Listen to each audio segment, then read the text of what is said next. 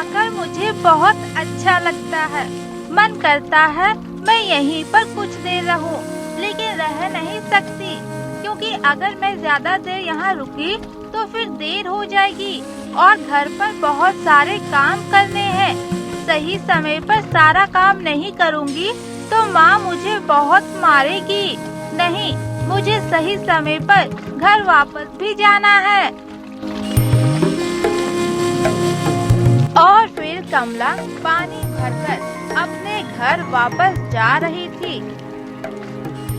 वहीं दूसरी तरफ सोहनपुर के राजा सूर्यवंशी अपने घोड़े वाले गाड़ी से उसी रास्ते से अपने राज्य वापस जा रहे थे। तभी राजा सूर्यवंशी की नजर कमला पर पड़ती है। एक नजर में ही राजा सूर्यवंशी को कमला बहुत पसंद आ जाती है और वो कमला को देखते रह जाते हैं। राजा सूर्यवंशी कमला को देखकर घोड़े को रुकने के लिए कहते हैं और कहते हैं, इतनी सुंदर लड़की तो मैंने आज से पहले कभी नहीं देखा था। सुनो, अरे ओ सुनो भी। नहीं, मुझे इस लड़की से बात करनी ही है। सुनो, मैं तुमसे बात कर रहा हूँ, मैं तुम्हें आवाज दे रहा हूँ, जरा रुको, सुनो।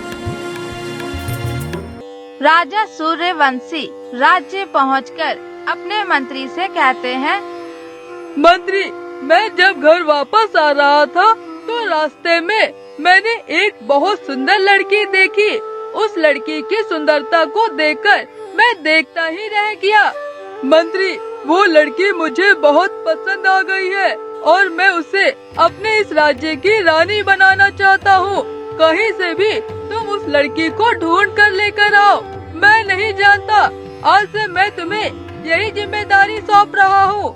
कहीं से भी उस लड़की को ढूंढ कर लाओ। महाराज, मैं तो कब से चाह रहा था कि आपकी शादी हो, लेकिन आप किसी भी लड़की को पसंद ही नहीं कर रहे थे। आखिरकार आपको आपकी पसंद की लड़की मिल गई है।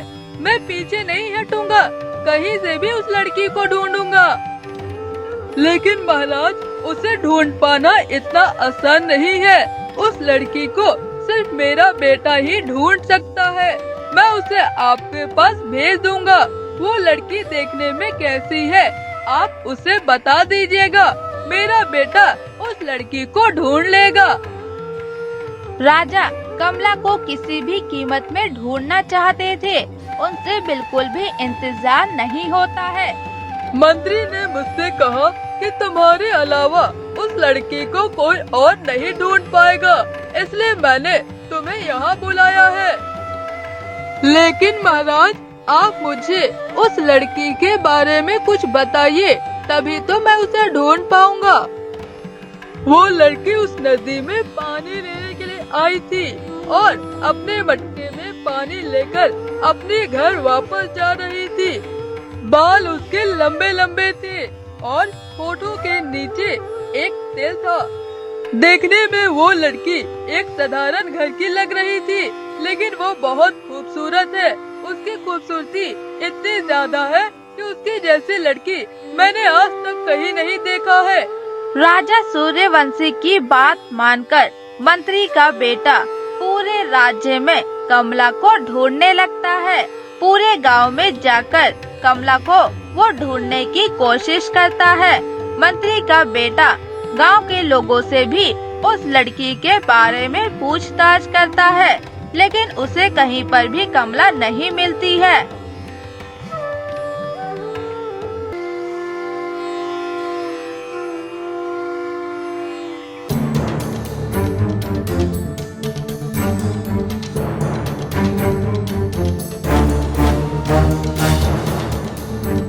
ए कमला, अभी तक तुम बर्तन ही धो रही हो, बाकी सारा काम कब करोगी? जल्दी जल्दी बर्तन धो। पूरा समय बर्तन धोने में ही ले लोगी तो बाकी सारा काम कब करोगी?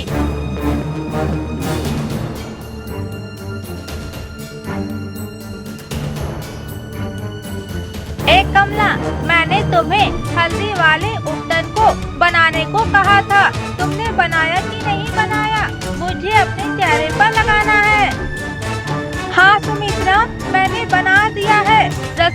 वाले घर में मैंने तुम्हारे हल्दी वाले उपटन को रखा है। जाओ वहाँ जाकर ले लो। चलो बेटा, मैं तुम्हें हल्दी वाला उपटन लगा देती हूँ। कमला अपनी सौतेली माँ और सौतेली बहन के साथ एक घर में रहती है। कमला की सौतेली माँ और सौतेली बहन दोनों में से कोई भी कमला को बिल्कुल भी पसंद नहीं करती है और घर का सारा काम सिर्फ कमला से करवाती है। कमला की सौतेली माँ कमला को घर की नौकरानी और अपनी बेटी सुमित्रा को घर की महारानी बनाकर रखती है। कमला की सौतेली माँ कमला को बिल्कुल भी पसंद नहीं करती है और उस पर अत्याचार करती रहती है। बेटा सुमित्रा, इस हल्दी के उपटन को मैं तुम्हारे चेहरे पर लगा देती हूँ और वो भी बहुत अच्छी तरीके से।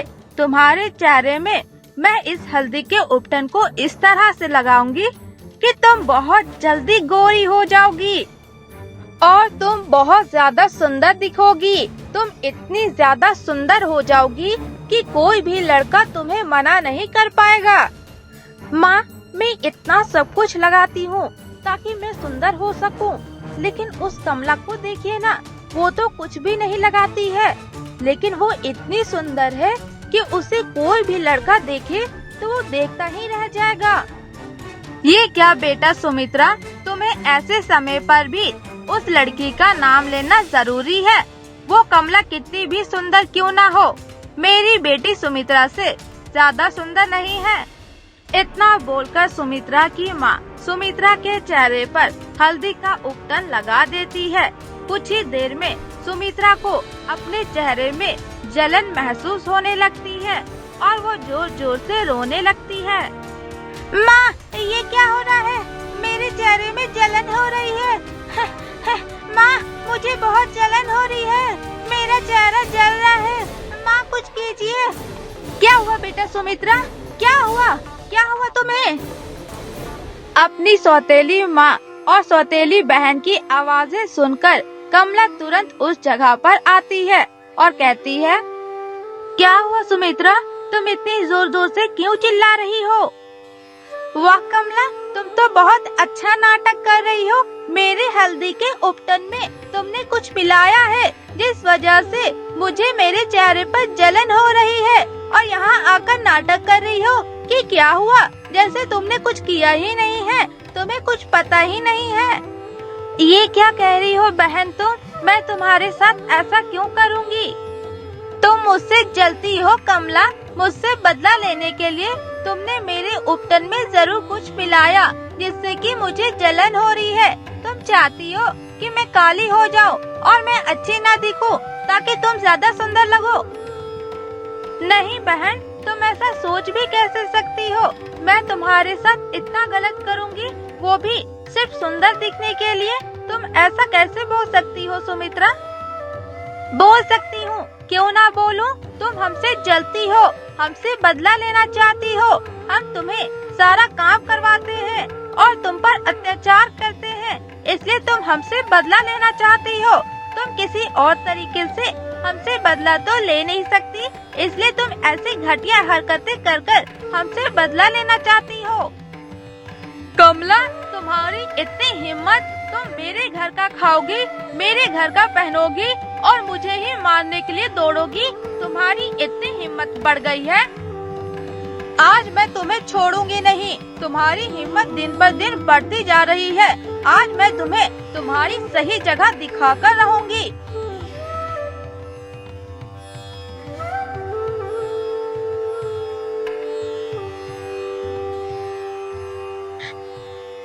माँ, माँ मुझे मत मारिए माँ, मुझे चोट लग रही है। माँ, माँ, माँ मुझे मत मारिए माँ। बहुत अच्छा माँ, और मारिए, इस कमला को और मारिए। मैं तो यही चाहती थी कि आप इसे जोर जोर से मारे, क्योंकि मुझे इस कमला को देखकर बहुत गुस्सा आता है। मेरे चेहरे पर तो मुझे कोई भी जलन नहीं हो रही है। मैं तो जानबूझ के नाटक कर रही थी, क्योंकि मैं चाहती थी कि आप इस कमला की पिटाई करें। मैं यही देखना चाहती थी। ये क्या बोल रहे हो राना तुम? मैंने तुम्हें कितनी उम्मीद के साथ भेजा था कि तुम उस लड़की को ढूंढ कर ले आओगे, लेकिन तुम्हें वो लड़की कहीं पर भी नहीं मिली। महाराज, मैंने उस लड़की को ढूंढने में किसी भी तरह की कमी नहीं की। मैं हर एक गांव के घर में जाकर उस लड़की के बारे में पूछ कर आया हूँ, लेकिन कहीं पर भी मुझे वो लड़की नहीं मिली। मैं आसपास के गांव में भी उस लड़की के बारे में पूछ के आया, लेकिन मुझे वो लड़की कहीं पर भी नहीं मिली।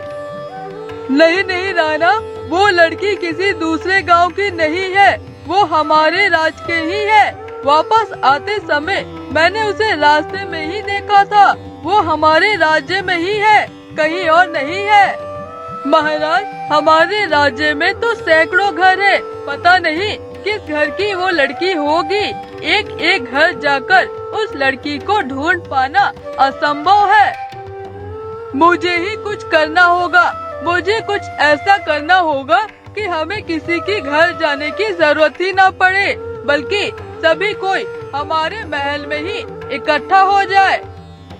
हाँ पिताजी, आपने सही कहा। हम घर घर जाकर पता नहीं कर सकते हैं, लेकिन महल में सबको इकट्ठा कर सकते हैं, और उसका एक ही रास्ता है, वो है स्वयंवर। सुनो सुनो सुनो, हमारे राज्य के राजा सूर्यवंशी हमारे राज्य की लड़की से शादी करना चाहते हैं और उसे राज्य की रानी बनाना चाहते हैं। तुम सबको अपनी अपनी बेटियों के साथ राजा के सभा में आना है।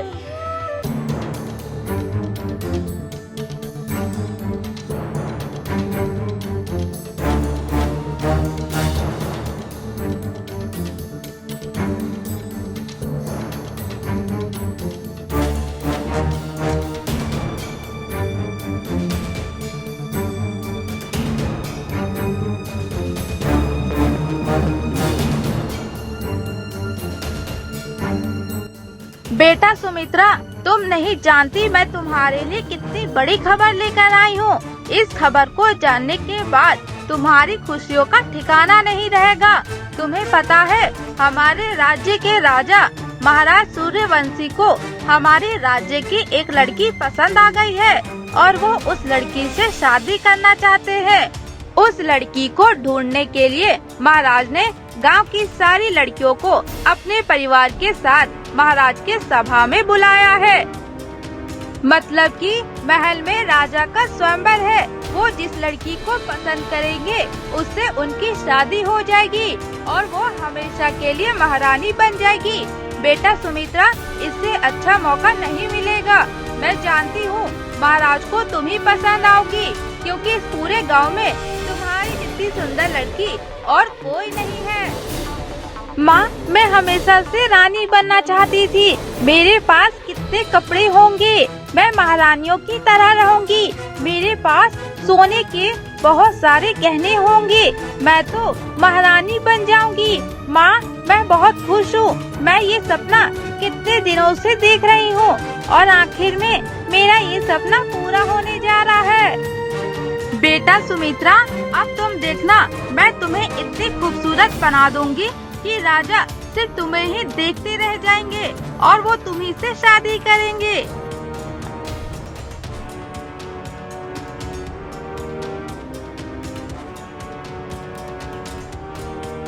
माँ, मैं भी आपके साथ महल जाऊंगी।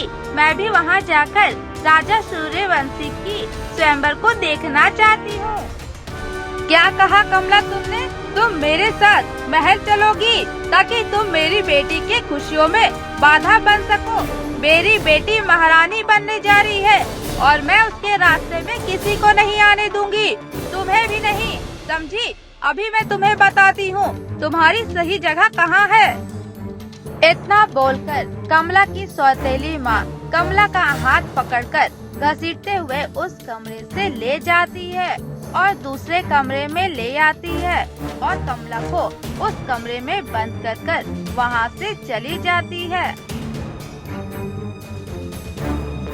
एक दिन राजा सूर्यवंशी के महल में राजा सूर्यवंशी के स्वयंवर का आयोजन किया गया और उस राज्य की सारी लड़कियां अच्छी तरह से तैयार होकर खूबसूरत बनकर राजा के स्वयंवर में शामिल होती हैं। लेकिन महाराज सूर्यवंशी को कोई भी लड़की पसंद नहीं आती है। महाराज सूर्यवंशी की निगाहें कमला को ढूंढ रही होती है, लेकिन कहीं पर भी महाराज को कमला नहीं मिलती है, क्योंकि महाराज सूर्यवंशी के स्वयंवर में कमला शामिल नहीं होती है, क्योंकि कमला की सौतेली माँ कमला को एक कमरे में बंद कर आई है, इसलिए राजा सूर्यवंशी के स्वयंवर में शामिल नहीं हो पाती है। नहीं नहीं, इनमें से कोई भी वो लड़की नहीं है जिसे मैंने देखा था, जिस लड़की को मैं ढूंढ रहा हूँ। वहीं दूसरी तरफ कमरे में बंद होकर कमला रोती रहती है, लेकिन कमला की आवाज कोई नहीं सुनता है। वहीं दूसरी तरफ कमला की सौतेली माँ और सौतेली बहन दोनों ही बहुत खुश होते हैं महाराज सूर्यवंशी को देखकर। तभी कमला की छोटी बहन सुमित्रा महाराज के पास जाती है, लेकिन जब राजा सूर्यवंशी सुमित्रा का चेहरा देखते हैं तो वो अपना मुंह मोड़ लेते हैं। ये देखकर सुमित्रा हैरान हो जाती है और राजा से कहती है, ये क्या महाराज, आपने मुझे देखकर अपना चेहरा क्यों मोड़ लिया? क्या मैं आपको पसंद नहीं आई? नहीं, तो मुझे पसंद नहीं आई। ये आप क्या कह रहे हैं महाराज? मैं सुंदर नहीं हूँ। मुझसे जो भी मिलता है और मुझे जो भी देखता है वो मुझसे यही कहता है कि मैं बहुत सुंदर हूँ। मेरी जितनी सुंदर लड़की इस राज्य में कोई नहीं है, और आप कह रहे हैं मैं सुंदर नहीं हूँ? मैं जिस लड़की को ढूंढ रहा हूँ वो लड़की तुम नहीं हो। मैं जिसे ढूंढ रहा हूँ वो लड़की बहुत सुंदर है। उसकी जितनी सुंदर लड़की इस पूरे राज्य में कोई नहीं है। राजा की बात सुनकर सुमित्रा को गुस्सा आ जाता है और वो राजा से कहती है, अच्छा, अगर ऐसी बात है तो मैं भी देखती हूँ इस पूरे राज्य में मुझसे सुंदर और कौन लड़की है। हाँ, तुम जरूर देखना, वो लड़की जरूर आएगी। मुझे पूरा भरोसा है कि इस सभा में वो लड़की जरूर आएगी जिसे मैं ढूंढ रहा हूँ। ठीक है, मैं इंतजार करूँगी, लेकिन महाराज आपको भी मुझे जुबान देनी होगी। अगर वो लड़की नहीं आएगी जिसे आप ढूंढ रहे हैं तो आपको मुझसे ही शादी करनी होगी। ठीक है, मैं जिसे ढूंढ रहा हूँ अगर वो लड़की नहीं आएगी तो मैं तुमसे शादी कर लूँगा।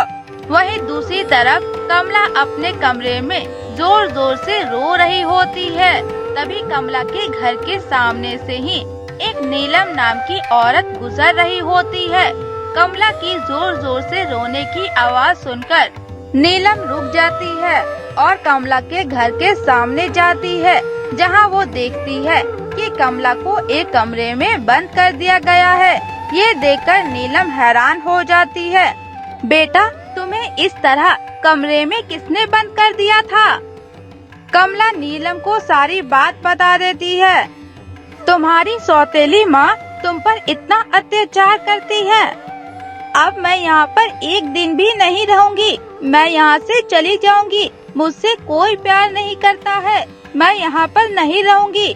इस घर को छोड़कर इस घर से बहुत दूर चली जाऊँगी, जहाँ मुझे कोई नहीं ढूंढ पाएगा।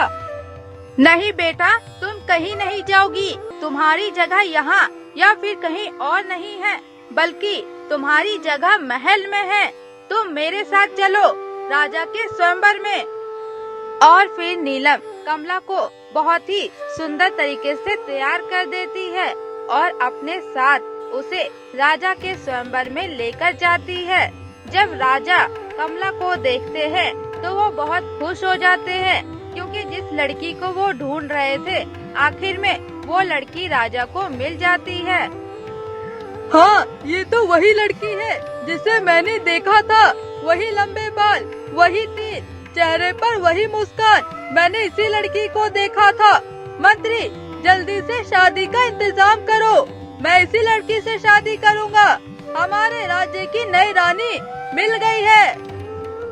राजा की बात सुनकर कमला की सौतेली माँ और कमला गुस्सा होकर वहाँ से चली जाती है। वहीं दूसरी तरफ राजा सूर्यवंशी कमला से शादी कर लेते हैं और खुशी खुशी रहने लगते हैं।